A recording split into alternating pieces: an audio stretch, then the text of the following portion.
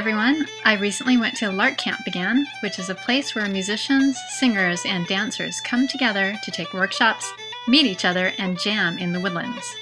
I thought I'd share with you some of the clips I happened to capture while there. This is one of the instructors, Dale Russ from Seattle, playing the traditional Irish fiddle on a tune called Farewell to Erin.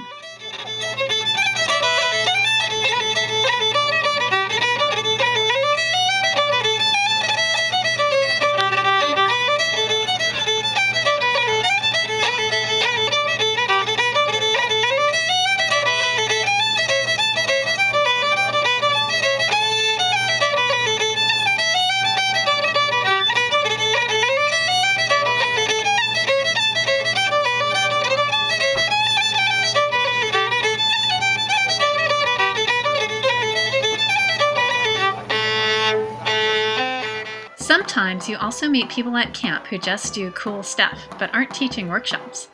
This is Danielle, who is showing her grace and skill with what are called poi, an art form that originated with the Maori people of New Zealand. She said you can start off with just a couple of tennis balls in 2 stockings.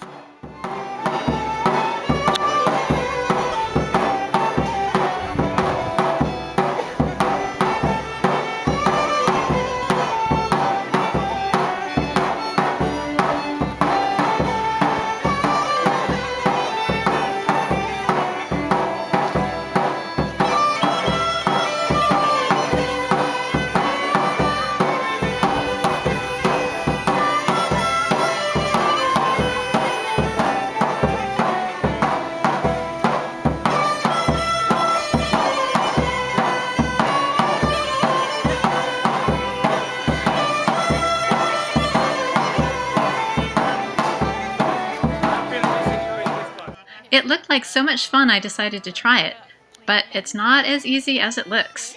You can hear Danielle in the background encouraging me on. That's great. That's the front plane.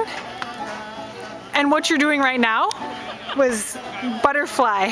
Oh yeah? And the start of that is going to be a corkscrew. Oh, that's so cool! Putting them together.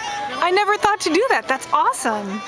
Danielle told me that often people begin with just 1 poi instead of 2. As you can see, I'm doing much better with a single poi and I'm hitting my head much less often.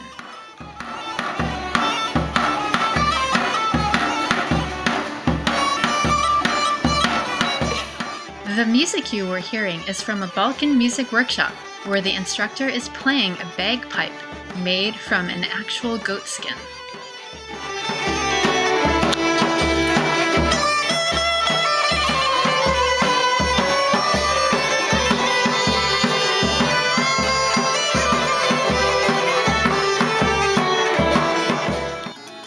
I walked around the back of the kitchen one day and heard David Brewer, another instructor, playing a different kind of bagpipe, the Scottish small pipes, or called windpipes. David, a multi-instrumentalist from Santa Cruz, is jamming with a guitarist, Theo Page, who, like most good folk guitarists, is picking up the chords to play by ear. The Scottish small pipes are considered to have a mellower and softer tone than the Scottish Great Highland bagpipe, which is the type most people think of when talking about bagpipes. Highland bagpipes were developed for outdoor use on the battlefield, so they produce an incredible volume, whereas the small pipes played here are meant for indoor use, but they are still plenty loud.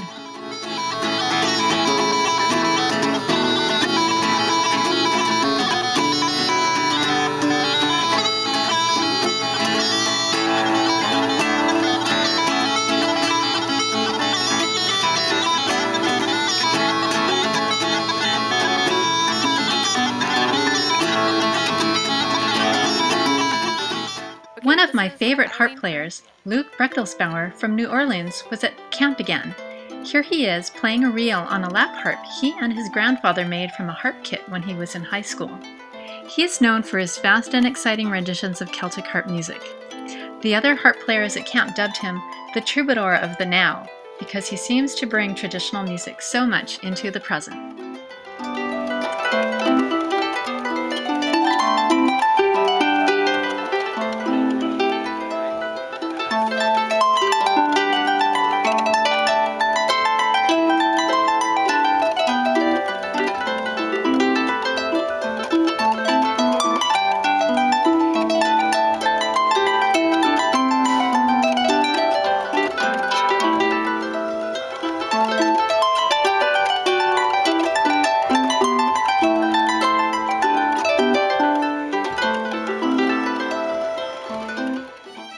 evenings, informal jam sessions form with players joining in all together, or occasionally just listening as one or two musicians play a particularly nice rendition of a tune.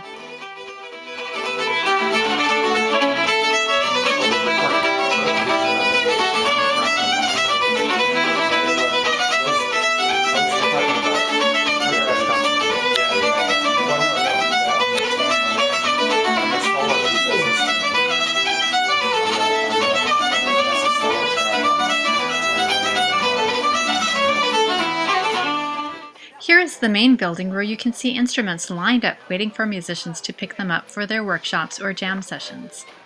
The central door is where you enter to get checked in for meals prepared by the busy kitchen staff.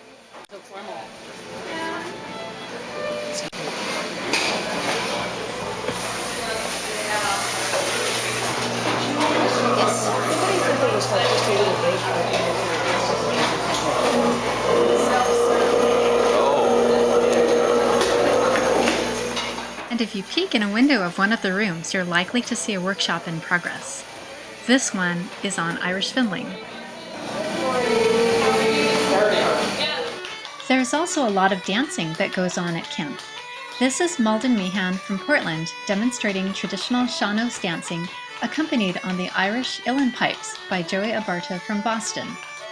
A few years ago, Joey won the All-Ireland Championships on uilleann pipes and placed second in the world.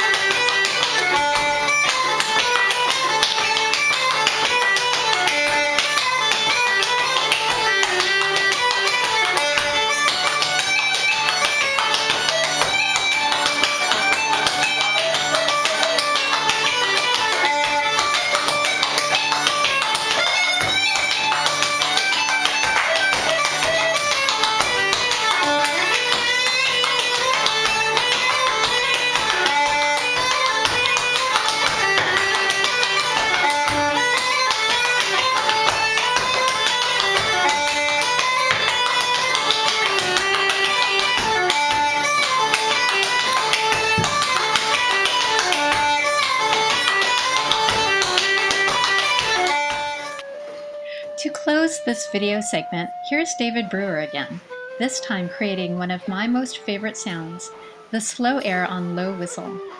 The low whistle is basically a hollow aluminum tube with holes in it and is a modern invention, but the way it is played evokes a hauntingly beautiful sound that could come from a distant past.